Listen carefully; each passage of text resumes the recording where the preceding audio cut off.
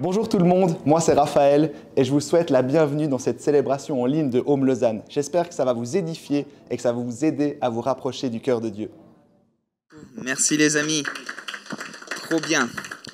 Je suis pas sûr que ton introduction en disant ouais, il n'y a pas d'heure avec lui et tout ça, un dimanche matin, donc je vais mettre un petit timer.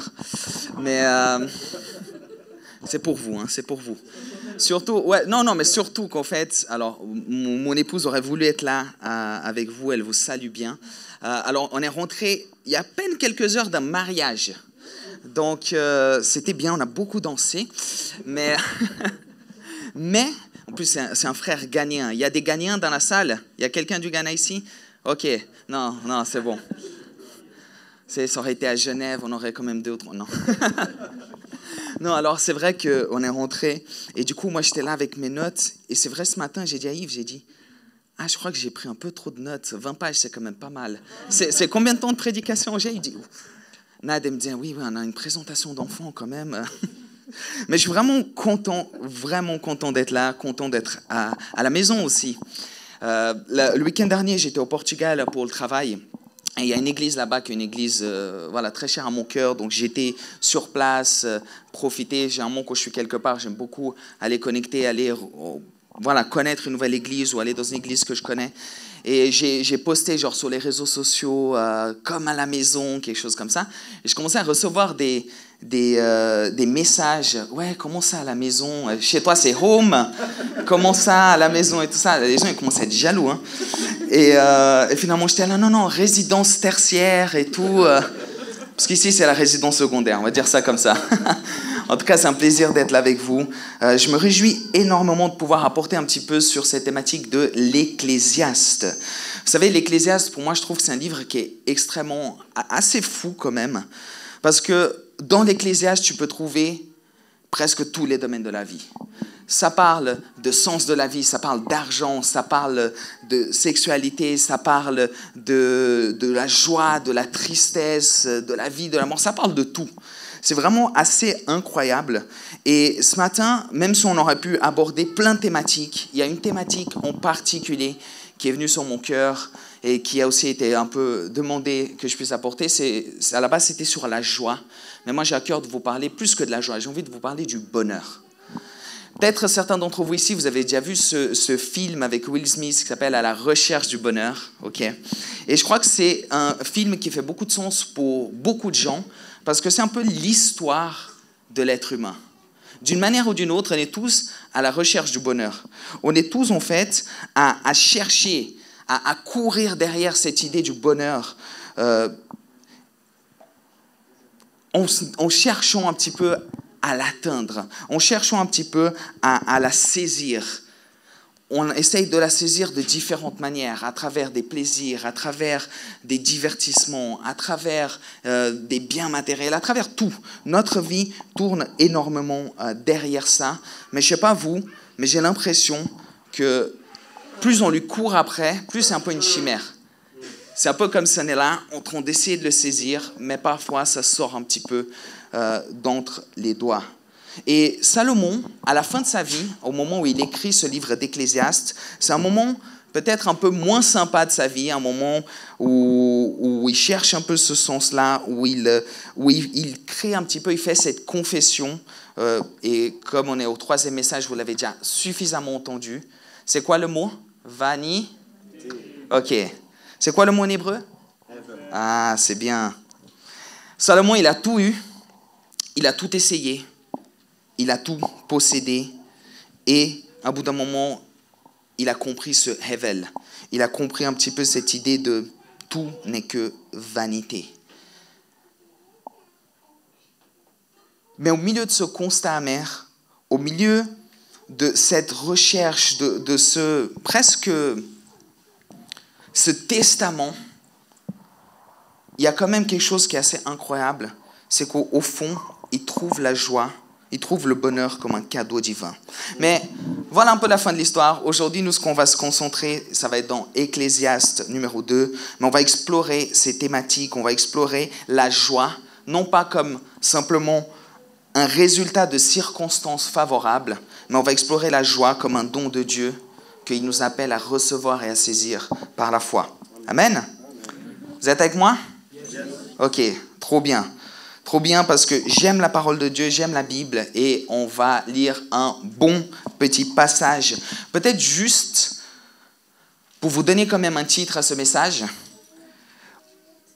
Le titre de ce message pour ce matin, c'est « À la recherche du bonheur durable ».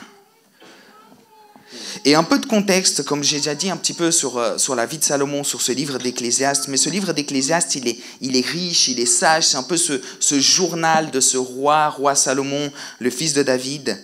Et Salomon, comme je dis, c'est un des hommes les plus riches, les plus sages. Il a cherché plein de choses.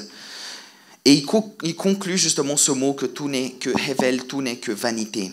Ce mot hevel, en hébreu, veut dire vanité, futilité, absurdité, inutilité, ou alors littéralement fumée, vapeur, souffle, brume, d'où l'idée de chercher à le saisir, mais qui nous échappe entre les doigts.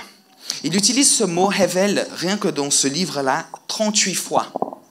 À 38 reprises, il est en train de dire vanité, vanité, vanité. Et tout ça, en fait, pour nous aider à comprendre que, en fait, la vanité, ce concept-là, de recherche du bonheur, c'est en fait, il a un caractère qui est tellement transitoire, tellement fragile, tellement insaisissable, s'il est seulement suivi ou recherché par des plaisirs et des réalisations purement terrestres. Si chercher seulement ce qui est ici-bas sur terre, si chercher seulement ce que notre main touche, ce que nos yeux voient,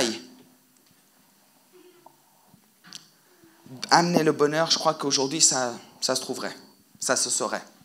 On aurait déjà vu des cours. D'ailleurs, on voit beaucoup ça sur les réseaux sociaux. 15 clés pour trouver le bonheur, non? Les gens essayent de vendre des choses, mais la réalité, c'est que c'est quelque chose de beaucoup plus complexe que ça. Et ce livre d'Ecclésiaste, je peux le concevoir, il est un peu dur à appréhender. Ce n'est pas le livre le plus facile à lire, parce qu'en fait, il est un peu difficile à cerner, parce qu'en fait, Ecclésiaste, c'est une littérature, je ne sais pas si vous avez remarqué, qui est très sarcastique. C'est une littérature dont pas tout est à prendre de manière littérale. C'est un peu une critique un peu implicite de la vie sans Dieu. Le but de l'auteur ici, dans Ecclésiaste, c'est de vraiment montrer la vanité des accomplissements humains. Et en fait, ce texte, il est souvent écrit dans le positif. Il est tout là. Il écrit dans le positif, mais il écrit souvent un peu à l'envers. Il écrit dans le positif, mais derrière un peu une critique négative. Par exemple, quand l'auteur, avec ironie, dit « tout est bon », très souvent, ça veut dire « rien ne vaut ». Donc tu pourrais dire « mais pourquoi est-ce qu'il écrit comme ça ?» Il peut juste dire « ça vaut rien ça ». Souvent, quand il parle de la philosophie humaine, il la caractérise comme insensée, comme vide de sens. Donc, c'est un livre qui est un peu tricky, il est un peu différent à cerner. Mais il a cet objectif, en fait, à travers ce style littéraire, de vraiment un petit peu réveiller la conscience du lecteur, de aller chercher. Je ne sais pas si... Alors, je sais qu'il y a pas mal de parents ici dans la salle. Les parents, vous savez, quand vous êtes là avec vos enfants qui sont très jeunes et que vous jouez à cache-cache. S'ils sont très jeunes, à bout d'un moment, ils sont là, mais... En fait, tu te caches dans un endroit, mais tu ne te caches pas vraiment. Tu te caches un petit peu avec cette idée de « on va laisser quand même l'enfant nous découvrir ». Et avec Dieu, vous savez, les amis, ce n'est pas différent. Dieu aime cacher les choses dans la parole de Dieu. Mais il n'aime pas cacher d'une manière « ah, tu ne vas pas trouver, j'ai caché ça super secret ». Il aime cacher parce qu'au fond, il veut qu'on le cherche. Il veut qu'on puisse... Je suis désolé avec le micro, je bouge beaucoup. Plus proche ici? Très bien. Il y a toujours cette idée avec Dieu de cacher des choses dans la parole pour qu'on ait envie d'aller le chercher, pour qu'on ait envie de trouver. Il y a quand même une espèce de petit challenge en disant, écoute, c'est pas juste confortable et tu lis, boum, les choses sont là. Il y a quand même une recherche qui est demandée là. Et Ecclésiaste vit bien, il le démontre beaucoup cela. Donc un livre un peu à lire à l'envers, un livre qui amène avec un sarcasme cette idée, et un livre qui est très challengeant. Ce livre, il est extrêmement challengeant parce qu'il porte un message qui est extrêmement contre-culturel. C'est tellement contre-culturel. En fait, il déconstruit l'idée de qu'est-ce qu'est le succès. la richesse, la sagesse humaine. Et en fait, il déconstruit ces choses, non pas comme si c'était des mauvaises choses, mais il déconstruit ces choses pour qu'on ne les vise pas comme une valeur ultime. Et il y a deux choses que j'aimerais faire avant de continuer ici. La première chose, c'est que je veux laisser clair que ce message aujourd'hui n'est pas « sois pauvre, sans ambition, dépressif, seul et insensé parce que tout n'est que vanité. » Ce n'est pas ce que la Bible dit. OK ? Mais c'est plutôt « soyez prospères ». Prospère, pas dans un évangile de prospérité, mais prospère avec cette idée biblique. La prospérité vraiment holistique, complète. Quand on parle de prospérité dans la Bible, c'est bien plus que d'argent, c'est bien plus qu'une notion de richesse, c'est bien plus qu'une simple accumulation matérielle. Quand on parle de prospérité dans la Bible, on parle d'un épanouissement qui est global. On parle d'une personne qui, selon la volonté de Dieu, vit cette volonté, cette vie. Jean 10,10 dit qu'il est venu nous donner la vie et la vie en abondance. Donc c'est une vie en abondance partout. Moi, les gens, parfois, les plus pauvres que j'ai connus, alors ma femme a travaillé pendant des années, elle travaille encore en tant que gouvernante pour des familles. J'ai connu des familles tellement riches qu'elles avaient même leur propre île. Ok, je ne peux pas donner des noms ici, vous savez, mais j'ai connu des gens comme ça, et en fait, au bout d'un moment, quand on prenait le temps, je me disais, mais en fait, t'es pas si heureux que ça, il y a un truc là qui manque. Est-ce que vraiment on peut dire, en fait, je vais dire ça, ils sont tellement, tellement pauvres que la seule chose qu'ils ont, c'est de l'argent. Et je vise personne et j'aime ces gens, mais quand on parle de prospérité dans la Bible, on parle de prospérité spirituelle, émotionnelle, physique, relationnelle, sociale et aussi matérielle. Pas que matérielle. Ma compréhension de la prospérité, c'est vivre en alignement avec Dieu, afin de recevoir et afin de gérer. C'est pas juste recevoir, c'est être des bons intendants, des bons administrateurs, recevoir et gérer avec gratitude, avec reconnaissance ces bénédictions dans tous les domaines de la vie. Et pourquoi ? Pour glorifier Dieu, pour bénir les autres et pour être un témoin de son royaume. Ok, Yves m'a compris ici. On se connaît sur la même longueur d'onde. Ok ? Ok. La deuxième chose que j'aimerais, c'est qu'on ne puisse pas regarder alors qu'on va lire plein de choses, comme je disais, positifs, mais qui sont négatifs, etc. Mais qu'on puisse vraiment voir ce livre, pas comme un regret de la part de Salomon, mais comme une leçon préventive. Comme s'il disait, ok, j'ai vécu tout ça, j'ai fait tout ça, j'ai accompli tout ça, finalement je ne suis pas si heureux que ça. Mais vous savez quoi ? Oui, tout est vanité, mais vous pouvez apprendre de mon exemple. Donc je vous propose qu'on puisse lire Ecclésiaste 2, je ne sais pas si ça peut s'afficher. Et comme je dis, j'aime la parole de Dieu, je sais que c'est le matin que vous êtes tous extrêmement réveillés. Moi qui ai dormi 3 heures avec le mariage après avoir dansé le coupé-décalé toute la soirée. Il n'y a pas d'excuse, les amis. On va lire Ecclésiaste 2, verset 1 à verset 26. Okay ? Et ensuite, on va suivre ça d'une manière expositive. J'aimerais vous parler surtout de 3 choses. Aujourd'hui, je vais être un bon prédicateur. Je vais parler en 3 points. Je vais utiliser des acronymes. Je vais vous dire, vous dites pas amen ici. Des choses comme ça. Mais voilà. Mais je vous propose qu'on puisse vraiment lire ce passage. Donc, je le lis. Si vous avez vos Bibles, ouvrez vos Bibles, Ecclésiaste 2, verset 1 à 26. Et si d'un coup ça peut s'afficher, ça s'affiche. Sinon, suivez-moi. J'ai dit en mon cœur, allons, je t'éprouverai par la joie et tu goûteras le bonheur. Et voici, c'est encore là une vanité. J'ai dit du rire insensé et de la joie, à quoi sert-elle ? Je résolus en mon cœur de livrer ma chair au vin, tandis que mon cœur me conduirait avec sagesse et de m'attacher à la folie jusqu'à ce que je visse ce qu'elle est bon pour les fils de l'homme de faire sous les cieux pendant le nombre de jours de leur vie. J'exécuterai des grands ouvrages, je me bâtis des maisons, je me planterai des vignes, je me fis des jardins et des vergers, et j'y planterai des arbres à fruits de toute espèce. Je me créerai des étangs pour arroser la forêt, où croissent les arbres.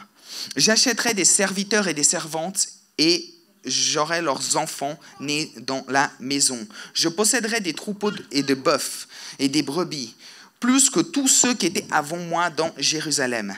Je m'amasserai de l'argent et de l'or, et les richesses des rois et des provinces. Je me procurerai des chanteurs et des chanteuses, et les délices des fils de l'homme, des femmes en grand nombre. Je devins grand, plus grand que tous ceux qui étaient avant moi dans Jérusalem, et même ma sagesse demeure avec moi. Tout ce que mes yeux avaient désiré, je les ai point privés. Je n'ai refusé à mon cœur aucune joie, car mon cœur prenait plaisir à tout mon travail, et c'est la part qui m'en est revenue. Puis j'ai considéré tous les ouvrages que mes mains avaient faits, et la peine que j'avais prise à les exécuter. Et voici, tout est vanité et poursuite du vent. Il n'y a aucun avantage à tirer de ce qu'on fait sous le soleil. Alors j'ai tourné mes regards vers la sagesse, et vers la sottise et la folie. Car que fera l'homme qui succédera au roi? Ce qu'on a déjà fait. Et j'ai vu que la sagesse a de l'avantage sur la folie, comme la lumière a de l'avantage sur les ténèbres. Le sage a ses yeux à la tête, et l'insensé marche dans les ténèbres. Mais j'ai reconnu aussi qu'ils ont l'un et l'autre un même sort. Et j'ai dit en mon cœur, j'aurai le même sort que l'insensé? Pourquoi donc ai-je été plus sage? Et j'ai dit en mon cœur, c'est encore là une vanité, car la mémoire du sage n'est pas plus éternelle que celle de l'insensé, puisque déjà les jours qui suivent, tout est oublié. Et quoi? Le sage meurt aussi bien que l'insensé? Et j'ai haï la vie, car ce qui se fait sous le soleil m'a déplu, car tout est vanité et poursuite du vent. J'ai haï tout le travail que j'ai fait sous le soleil, et dont je laisse la jouissance à l'homme qui me succédera. Et qui sait s'il sera sage ou insensé? Cependant, il sera maître de tout mon travail et de tout le fruit de ma sagesse sous le soleil. C'est encore là une vanité. Et j'en suis venu à livrer à mon cœur au désespoir à cause de tout le travail que j'ai fait sous le soleil. Car tel homme a travaillé avec sagesse et science et avec succès, et il laisse le produit de son travail à un homme qui s'en est point occupé. C'est encore là une vanité et un grand mal. Que revient-il en effet à l'homme de tout son travail, de la préoccupation de son corps, de son cœur, objet de ses fatigues sous le soleil? Tous ses jours ne sont que douleur, et son partage n'est que chagrin. Même la nuit, son cœur ne repose pas. C'est encore là une vanité. Il n'y a de bonheur pour l'homme qu'à manger et à boire, et à faire jouir son âme du bien-être au milieu de son travail. Mais j'ai vu que cela aussi vient de la main de Dieu. Qui en effet peut manger et jouir si ce n'est moi? Car il a donné à l'homme ce qui lui est agréable, la sagesse, la science et la joie. Mais il donne aux pécheurs le soin de recueillir et d'amasser afin de donner à celui qui est agréable à Dieu. C'est encore là une vanité et la poursuite du vent. Amen.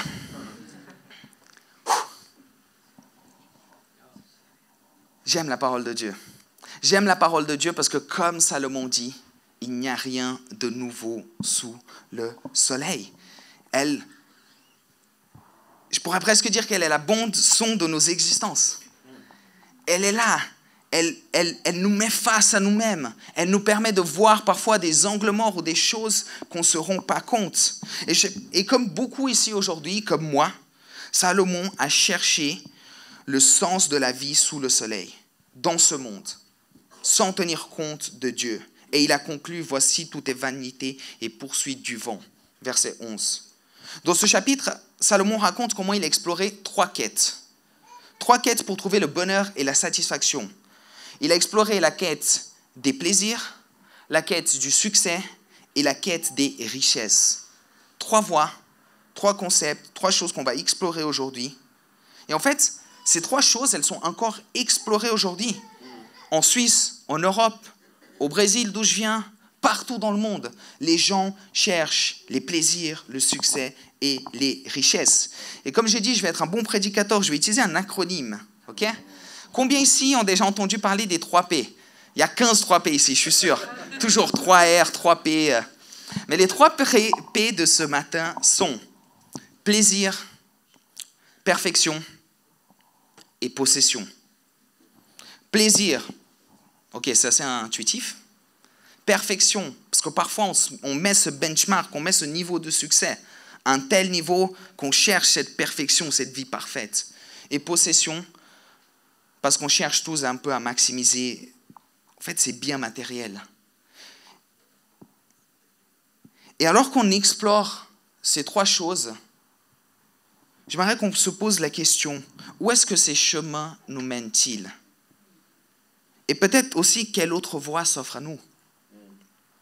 Bon, assez mis de contexte, assez parlé. Là, je peux enfin commencer à prêcher, d'accord? Premier, la quête des plaisirs. Salomon a commencé par tester ce qui pourrait lui procurer un plaisir immédiat. Il déclare la chose suivante dans le verset 1. « Je t'éprouverai par la joie, mais il reconnaît très vite, c'est encore là une vanité. » Ici, on parle d'une recherche hédoniste, pour ceux qui connaissent le mot. En gros, une consommation du plaisir, une maximisation du plaisir. Et la quête du plaisir, je pourrais presque la définir comme en fait de trouver le bonheur dans une gratification qui est physique, qui est sensorielle et qui très souvent est instantanée. Salomon, en fait, il s'y livre sans retenue. Dans le verset 10, il dit « Tout ce que mes yeux désiraient, je ne les ai point privés. Je n'ai refusé à mon cœur aucune joie. » Aucune joie. Il y a différentes sortes de plaisirs dans la vie. En tout cas, moi ici, j'en vois trois. Salomon parle pour moi des rires et des divertissements, du vin et des excès festifs et des plaisirs sexuels ou relationnels.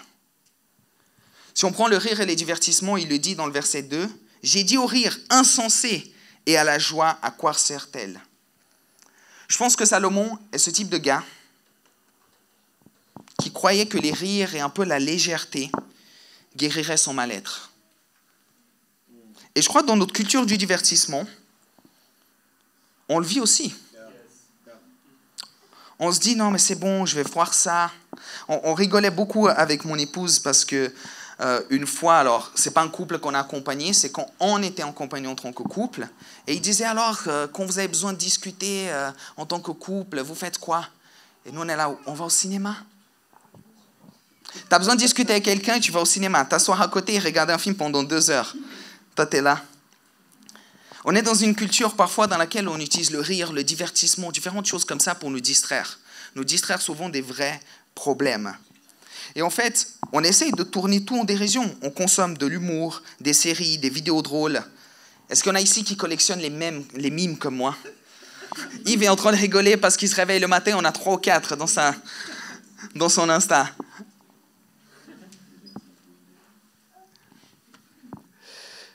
Proverbe 17, 22 nous dit, certes, un cœur joyeux est un bon remède. Je ne suis pas en train de vous dire qu'il ne faut pas rigoler. Je ne suis pas en train de dire que c'est mauvais. Je ne vais pas commencer à citer, parce que comme j'ai dit, j'ai beaucoup de pages. Mais il y a des études qui prouvent que le rire fait bien l'âme, que du rire. Il y a même une étude que j'ai trouvée qui dit que les patients qui passent par une phase un peu complexe de rémission de cancer ou autre, s'ils prenaient la vie de manière plus légère, s'ils rigolaient, s'ils vivaient davantage la joie, en fait, ils étaient 40% plus propices à une bonne guérison. Il y a tellement d'études qui nous parlent de comment le rire nous affecte. Donc, je ne suis pas en train de vous dire que le rire est mauvais. Mais combien de comédiens connus dans le monde viennent parfois dans le domaine public et disent que la pression de devoir faire rire les autres, à un bout d'un moment, est tellement étouffante qu'eux-mêmes se trouvent en dépression.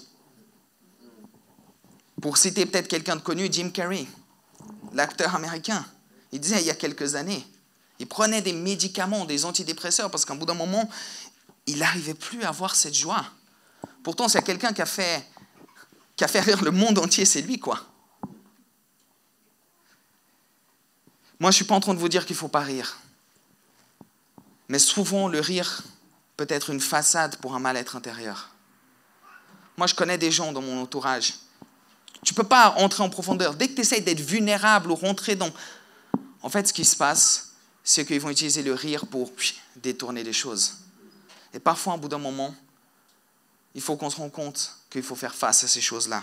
Une deuxième chose que Salomon parle, c'est dans le verset 3, il dit « J'ai résolu en mon cœur de livrer ma chair au vin. » C'est le vin et les excès festifs. Il a cherché l'oubli et la stimulation dans l'alcool, dans les fêtes, comme sincèrement, beaucoup tendent à le faire aujourd'hui.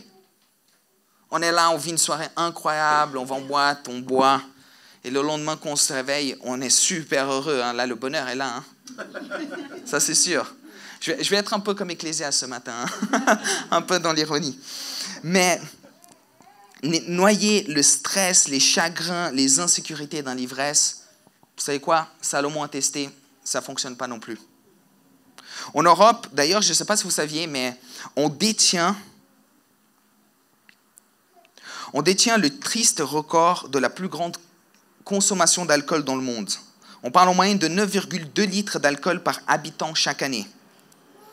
Environ 11% des Européens souffrent de troubles liés à l'alcool. Après, j'ai quand même posé la question à un ami. Je lui ai dit, tu crois que si on enlève l'Allemagne et le Valais des statistiques, elle baisse? Je ne sais pas. Mais en tout cas, il y a une réalité qu'elle a, les amis. Il y a une réalité. C'est des statistiques, je ne les invente pas, c'est selon l'OMS. Ok, pas le Valais et l'Allemagne, ça c'est moi.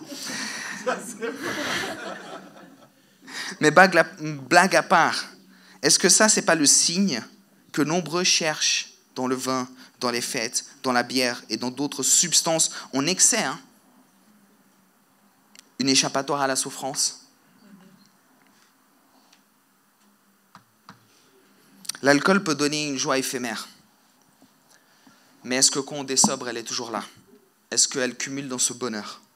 La troisième chose où il parle, c'est les plaisirs sexuels et relationnels. Ecclésiaste 2,10, qu'on a lu, il dit « Je n'ai refusé à mon cœur aucun plaisir. » Et on sait que Salomon, il en a eu des conquêtes. 700 femmes de rang princier, 300 concubines. Ça, c'est 1 Roi 11-13. D'ailleurs, si vous prenez des notes, je vous kiffe. Je le dis ça comme ça. Je vous répéterai même les choses pour vous, ok? 1 Roi 11-13 nous dit à ce point-là, imaginez que si Salomon passait une nuit avec une femme et ensuite allait à la suivante, ça allait lui prendre en tout cas 3 ans pour revenir sur cette première. Donc imaginez la boucle, quoi. Et la destruction que c'est. La destruction que c'est. Mais aujourd'hui, beaucoup diraient, mais Salomon, c'est un player, là. Hein. Lui, il sait ce que c'est. Je suis désolé, c'est... Il a pensé, en plongeant là-dedans, de trouver cette ultime satisfaction comme on le croit toujours.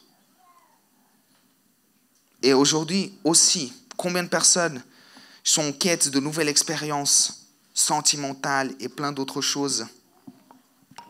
Mais plus on s'enfonce dans cette débauche, plus le cœur s'appauvrit. Jésus a rencontré une femme samaritaine. Je ne sais pas si vous connaissez cette histoire, elle est dans Luc 4, 18. Cette femme samaritaine lui pose la question par rapport à son mari, et elle lui dit, j'ai pas de mari. Il lui dit, oui, en effet, tu en as eu 5, et maintenant le 6e qui est avec toi, c'est pas ton mari. Cette femme, elle a cherché dans les relations le bonheur. Elle a cherché dans autrui à combler ce vide. Et elle ne se rend pas compte que la personne qui est là et qui lui dit « donne-moi à boire » est la seule relation qui peut combler le vide dans son cœur. Ok, il y en a 3 qui sont avec moi. Amen. Les amis, on peut passer de relation en relation. Et je parlais de sexualité, je parle de relationnel, et souvent on va penser en termes de couple. Mais c'est aussi vrai dans les amitiés. C'est aussi vrai dans nos amitiés, c'est aussi vrai dans nos relations. Et je sais, ici à Rome, à la maison, on parle souvent de faire la vie ensemble. Mais faire la vie ensemble, c'est totalement différent de vouloir que l'autre vienne répondre à tous mes besoins, à tous mes désirs, à finalement ma manière de faire la vie ensemble. Les relationnels, c'est une voie qui va dans les 2 sens. Et ça, c'est, on va dire, une bonne clé pour trouver le bonheur. Si ça va que comme Salomon qui est là, parce qu'à partir du moment où tu as 1000 femmes, moi j'en ai déjà une et c'est pas mal, à partir du moment où tu as 1 millier de femmes, tu as quand même, en fait là il n'est plus dans la relation, il est dans l'utilisation, il est dans cet hédonisme, dans cette recherche de maximiser son plaisir. Il n'est pas, c'est ça, il est dans l'égoïsme, il n'est pas là juste pour dire, écoute, j'ai tellement d'amour à donner que j'ai besoin de 1000 femmes pour pouvoir tout puiser là-dedans.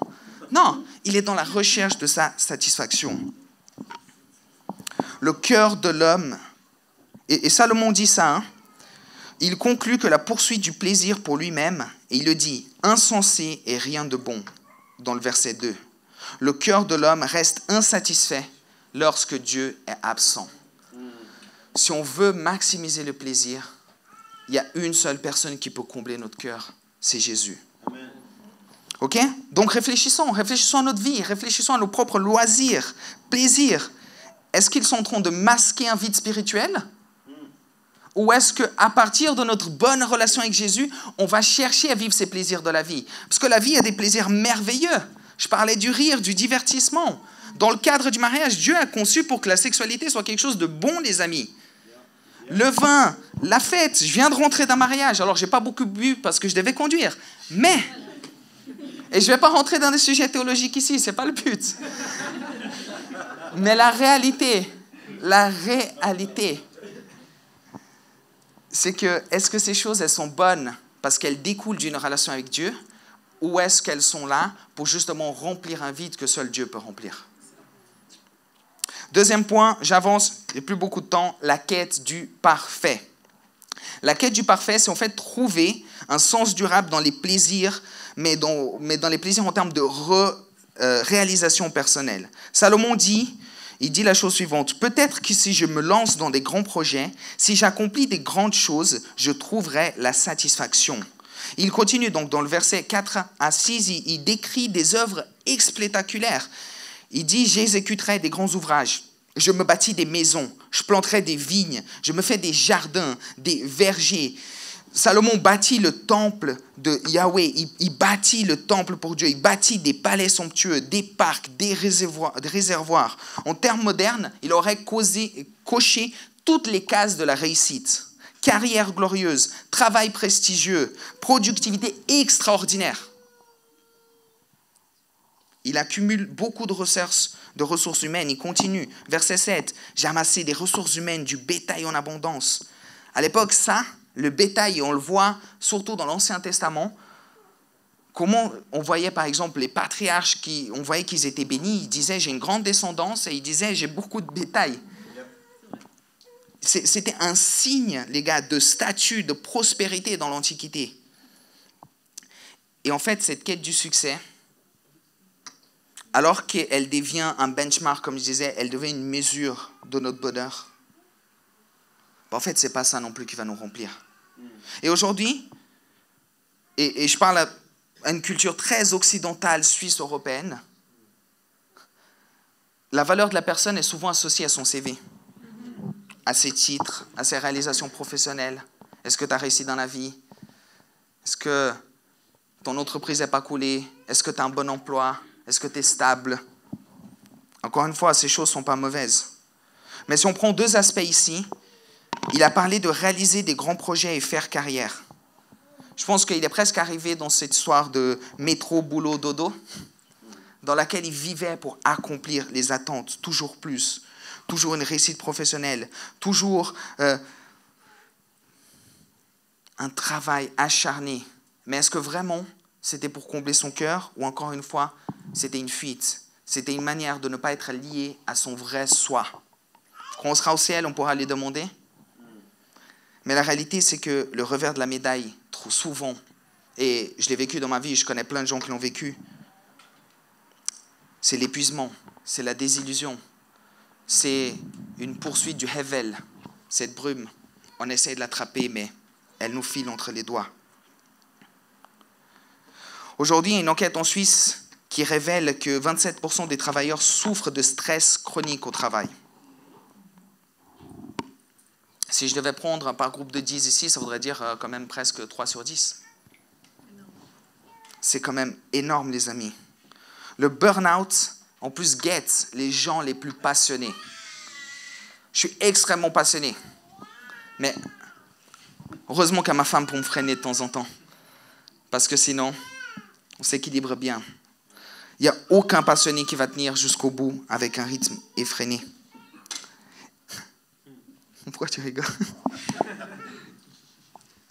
Cette réussite sans Dieu, elle nous conduit au désespoir. Salomon parle même dans le verset 17 d'une haine pour la vie. Il parle dans le verset 26, « L'Éternel a donné la sagesse et la connaissance et la joie à celui qui lui est agréable. » Proverbe 14, 23 nous dit « Tout travail procure un profit. » Oui, tout travail procure un profit, c'est incroyable. Moi, je dis, on est appelé à influencer les sphères de la société. J'ai dit, soyons la tête et non la queue. J'ai dit, oui, soyons excellents parce que l'excellence peut amener la gloire à Dieu. Notre culture a été grandie ici en Suisse là-dessus. Hein. C'est quoi les... Alors, ce n'est pas une montre suisse là, mais il y a quelque chose là-dedans. La question, c'est, quand on cherche son identité uniquement dans ses accomplissements, on finit vide. J'arrive à mon troisième point, je saute vite. Troisième chose, la quête des possessions. Salomon explore la voie de l'accumulation des biens matériels. Il dit la chose suivante dans le verset 8. « J'amasserai de l'argent et de l'or et les richesses des rois. Je me procurerai des chanteurs et des chanteuses et des femmes en grand nombre. » Salomon a littéralement passé sa vie comme une chasse au trésor, en amassant de l'argent, des troupeaux, toutes ces différentes choses, objets d'art, divertissements luxueux. Et il était extrêmement riche. Dans 1 Roi 10, 27, il est dit qu'il rendit l'argent aussi commun que les pierres à Jérusalem. Je ne sais pas si on a ici, quand j'ai eu l'occasion d'aller en Israël, d'aller à Jérusalem, mais des pierres, il y en a. Il n'y a que ça. Il n'y a que ça. Et tu regardes partout des pierres et tu commences à te dire, mais purée, en fait, il a rempli le marché d'argent et d'or. Il a amené tellement de richesses. Mais accumuler toujours plus de biens,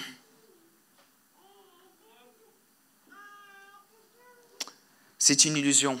Parce qu'il ne faut pas qu'on croive que plus on a, plus on est heureux. Salomon a constaté au contraire. Il écrit dans le Ecclésiaste 5, verset 10, « Celui qui aime l'argent n'est jamais rassasié par l'argent, et celui qui aime les richesses n'en profitera pas. » Et cette vérité est toujours plus actuelle. On vit en Europe dans une abondance matérielle qui est vraiment genre inédite.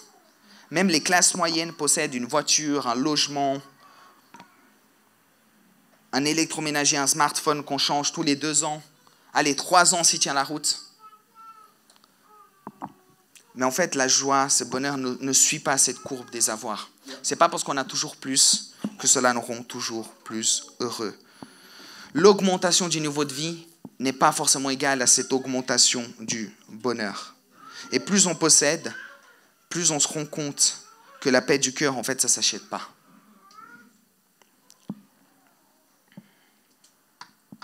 Je ne sais pas si vous avez déjà entendu parler, mais il y a énormément de cas.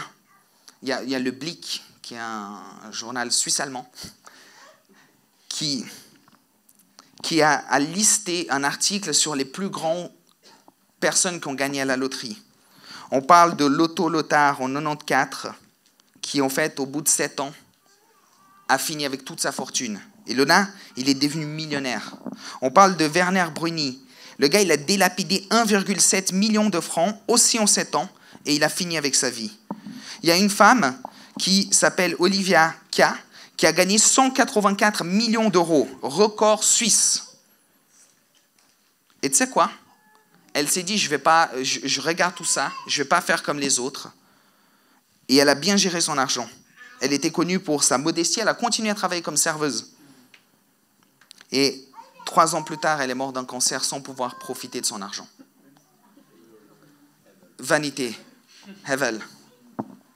Ceux qui ont délapidé, ceux qui ont essayé de garder, un bout d'un moment, ce n'est pas ça qui fait le tout. Et j'arrive un petit peu à ma fin.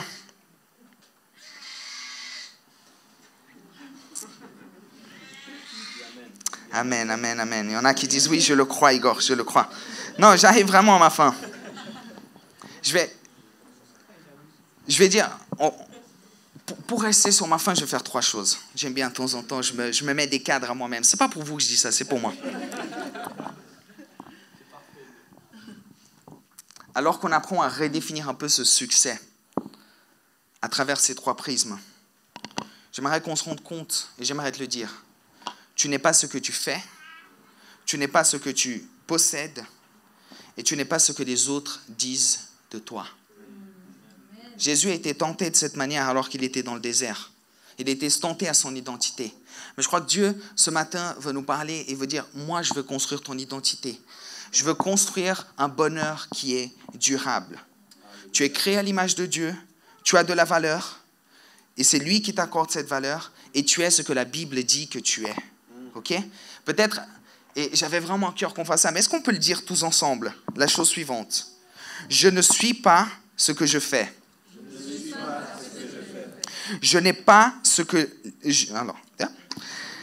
Je ne suis pas ce que j'ai. Et je ne suis pas ce que les autres disent que je suis. Je suis qui Dieu dit que je suis. Amen. Ok. Le bonheur durable ne vient pas de l'extérieur, les amis. Il vient d'une transformation intérieure. Une transformation qui est centrée sur Dieu. Et deuxième chose que j'aimerais faire, alors, j'ai parlé de cette femme samaritaine qui est là, qui cherchait dans les relations. Elle aurait pu très bien chercher dans d'autres choses. Elle aurait pu chercher dans les plaisirs, elle peut chercher dans le succès, elle peut chercher dans tous les domaines, dans les possessions matérielles. Mais j'ai dit une chose, j'ai dit qu'en fait, il n'y a que la personne qui était en face d'elle et qui lui demandait à boire, qui était Jésus, qui pouvait combler ce vide. Blaise Pascal a cette fameuse phrase que vous avez déjà peut-être entendu parler. Un vide, exactement. Dans le cœur de chaque homme, il y a un vide dans la forme de Dieu que rien ne peut remplir. Et je crois que s'il pouvait, Salomon aurait pris cette phrase pour la mettre dans son livre des Ecclésiastes. Ça aurait été super. Je crois beaucoup que quiconque boit de cette eau, quiconque boit de cette eau en Christ qui remplit, parce qu'il continue, il dit, celui qui boira de cette eau n'aura plus jamais soif. Celui qui boit de cette eau n'aura plus jamais soif. Pendant tellement longtemps dans ma vie, je me disais, non mais plus soif de quoi? Plus soif de ces choses-là. Plus soif de ces choses qui viennent, en fait, ces idoles, qui font des fausses promesses qu'ils ne peuvent pas accomplir. Mais l'avantage, c'est que tu auras soif d'autre chose. Tu auras soif de Dieu. Ce n'est pas juste que tu n'as plus soif de ces choses, tu as soif d'autre chose. Parce qu'un vide ne reste jamais vide, à moins qu'il soit rempli par autre chose. Et Dieu veut remplir ton cœur.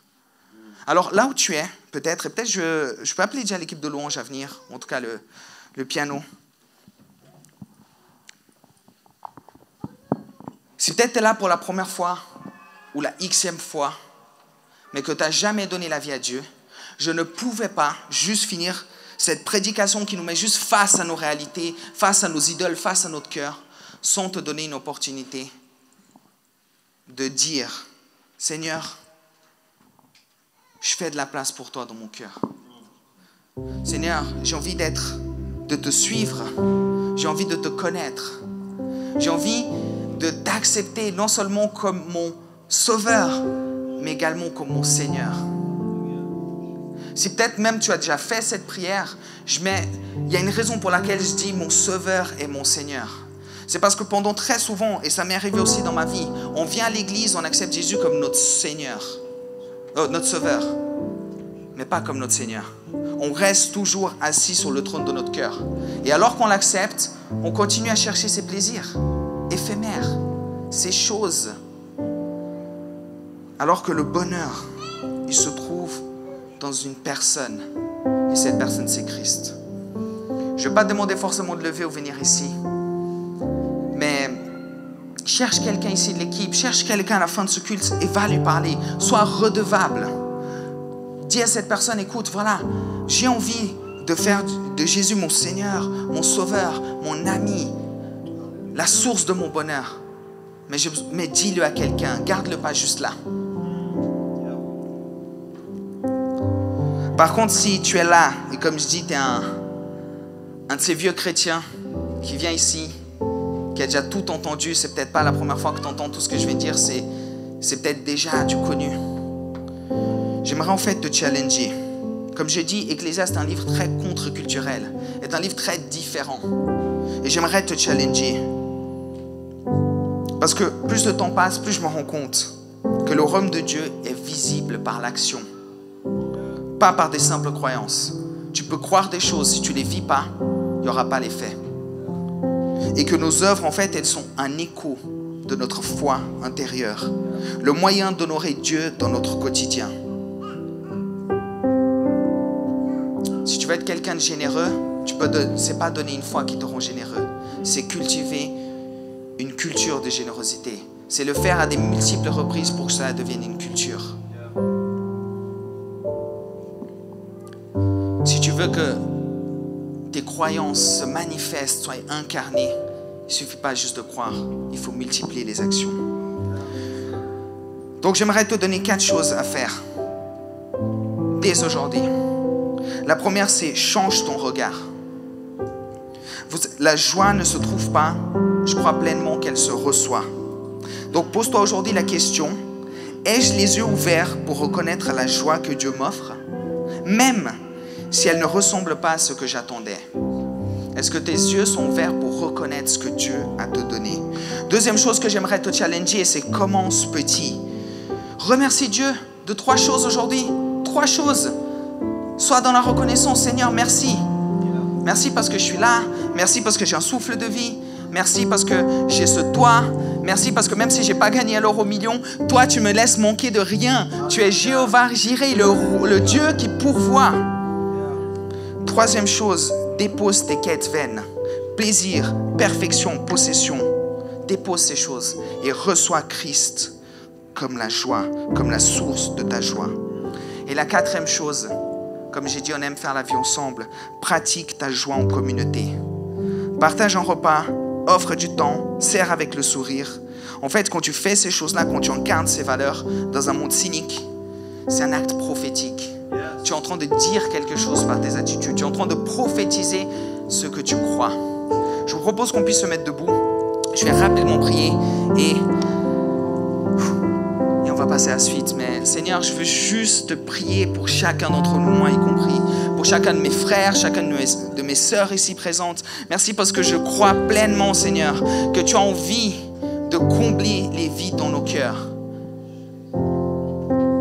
Je prie aujourd'hui, Seigneur, et chacun a différentes sensibilités dans la salle, mais que certains voient, d'autres entendent, d'autres puissent venir te toucher, d'autres goûtent et voient à quel point tu es bon, que d'autres ressentissent, mais qu'aucune personne ici ne puisse sortir d'ici sans la conviction que ta présence est réelle, sans reconnaître que ta présence est ici et que tu nous appelles à entrer en relation intime avec toi, que tu nous appelles à détrôner ces idoles de nos cœurs pour faire de la place à un bonheur qui est durable.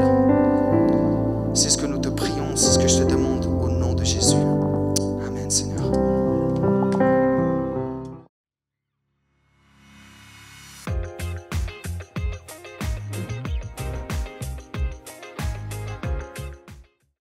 On arrive à la fin de cette célébration en ligne, j'espère que ça vous a plu. Vous pouvez retrouver toutes les vidéos et les séries sur notre chaîne YouTube. Et puis on vous souhaite une bonne semaine et une bonne journée.